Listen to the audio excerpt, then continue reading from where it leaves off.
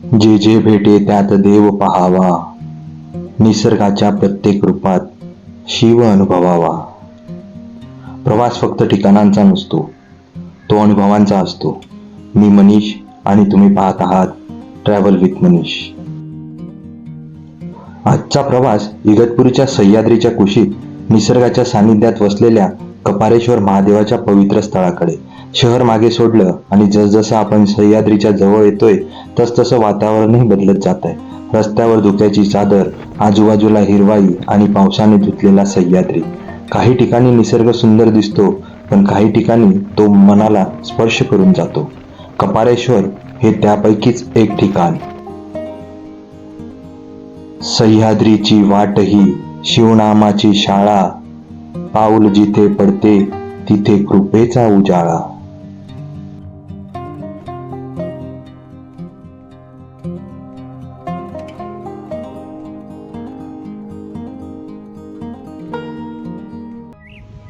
समोर पसरलेलं हे पाणी आणि त्यावर उतरलेलं हे धुकं.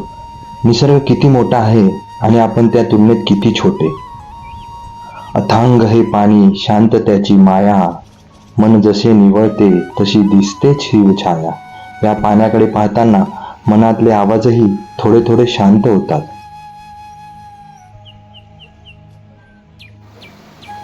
डोंगरातून अलगद वाहणारे हे छोटे छोटे झरे, त्यांना कुठे जायचं आहे याचा विचार नसतो, ते फक्त वाहत राहतात.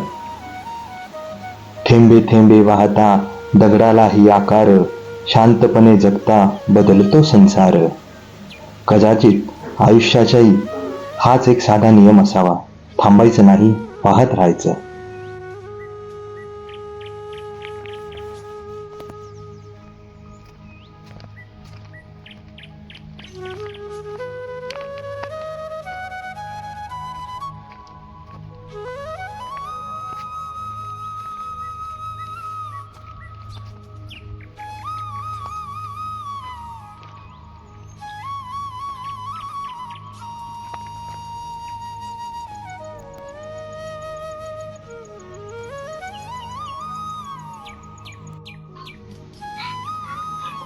वाऱ्यासोबत हलणारी ही झाडं, हिरव्या गवताच्या पाण्याचे थेंब आणि ढगांच्या सावलीत हरवलेला सह्याद्री. वाऱ्याशी बोलती ही वनराई सारी, शांततेत दडलेली शिवनामाची वारी. इथे निसर्ग काही सांगत नाही, पण मन मात्र बरंच काही ऐकून घेतं.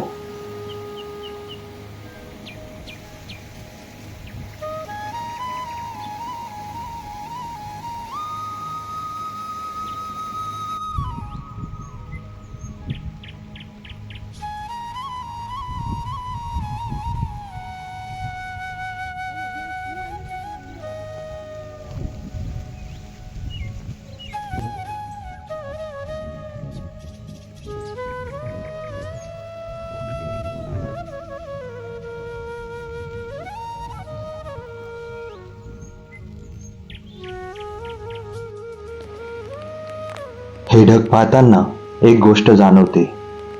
येती जाती ढग, नभ न बदले कधी, सुखदुःखाच्या पलीकडे शिवशांती अंतरी. आयुष्यातही सुख येतं, दुःख येतं आणि निघून जातं, पण मनाचं आकाश शांत ठेवता आलं तर प्रत्येक क्षण सुंदर होतो.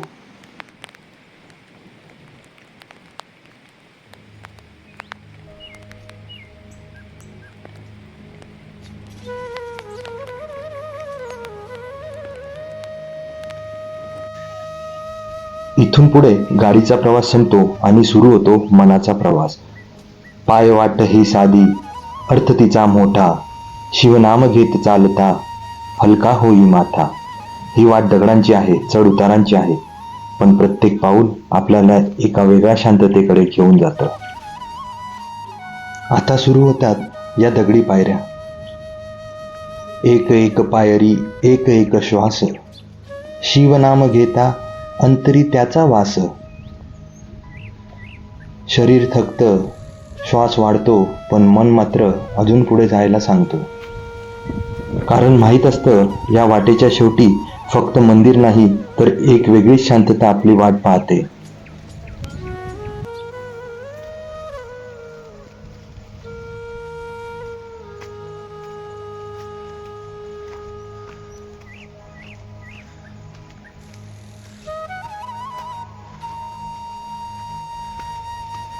आजूबाजूला फक्त हिरवाई, डोक्यावर ढग आणि पायाखाली मातीची हिवाट. शहरात आपण रस्ते शोधतो, इथे मात्र रस्ता आपल्याला स्वतःकडे घेऊन जातो.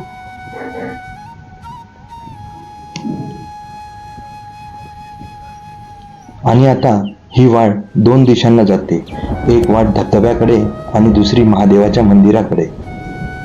दोन वाटा समोरती, दिशा जरी दोन, श्रद्धा असे अंतरी, देव भेटे कोणत्याही कोण. आयुष्य असंच असतं. प्रत्येक वळणावर निवड आपली असते, पण मनात श्रद्धा असेल तर कोणतीही वाट अनुभव बनून जाते.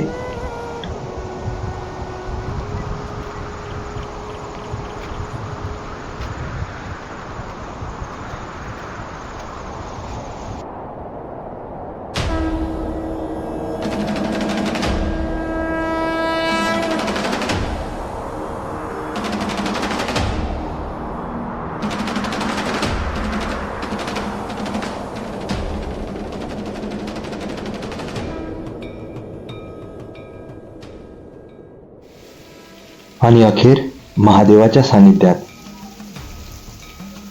डोळे मिटता दिसे अंतरीचा देव, शोधत फिरलो जग सापडला महादेव. इथे आल्यावर खरंच काही मागावंसं वाटत नाही. फक्त जे मिळालं आहे त्याबद्दल मनापासून आभार मानावेसे वाटतात. कदाचित देव मोठ्या आवाजात नसतो, तो भेटतो जेव्हा मन शांत होतं. हर हर महादेव.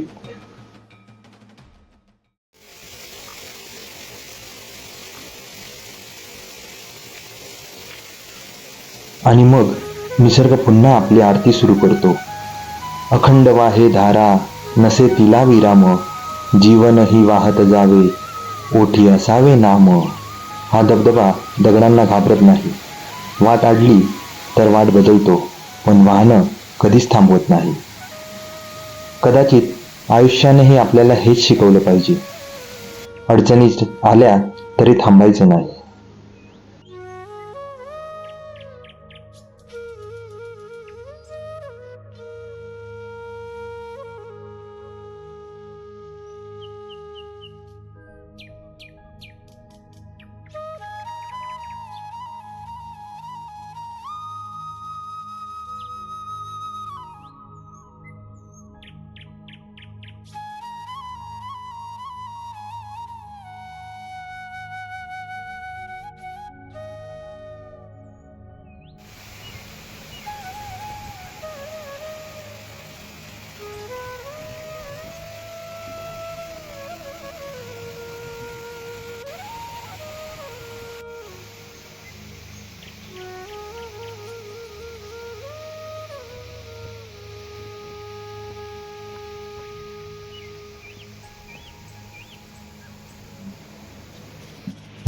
या विशाल निसर्गात हा छोटासा जीव सुद्धा त्याचाच एक भाग. कणकणात शंकर, जीव जीवात देव, सृष्टीच्या प्रत्येक रूपी दिसे महादेव. कपारेश्वरला आलो, दर्शन घेतलं, निसर्ग अनुभवला, पण परतताना सोबत घेऊन जातोय फक्त आठवणी नाहीत. रिकाम्या हाती आलो, भरून मन गेले, कपारेश्वराच्या कृपेने जीवन सुंदर झाले.